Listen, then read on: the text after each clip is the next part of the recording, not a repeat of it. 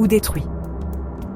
Deuxièmement, la politique, chaque camp avait des raisons de minimiser ou d'amplifier l'ampleur. Troisièmement, l'étendue. Les massacres se sont propagés dans les villes et les campagnes, sur des jours et sur des semaines. Mais même lorsque les chiffres s'opposent, la direction de l'histoire est douloureusement claire. Sétif et Guelma ont brisé toute illusion que le système colonial pouvait se reformer pacifiquement. Pour une génération d'Algériens, le message était simple et cuisant. Réclamer des droits entraînait une mort massive.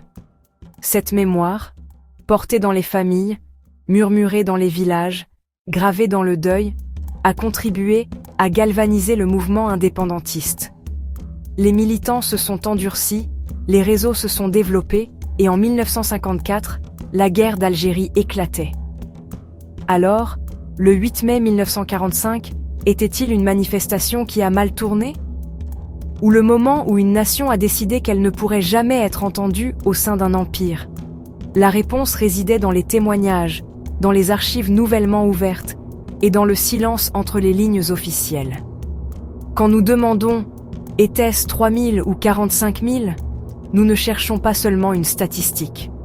Nous confrontons la façon dont le pouvoir écrit l'histoire et comment la mémoire lutte pour la corriger. Si c'est la première fois que vous entendez parler de Sétif et Guelma, ce n'est pas un hasard.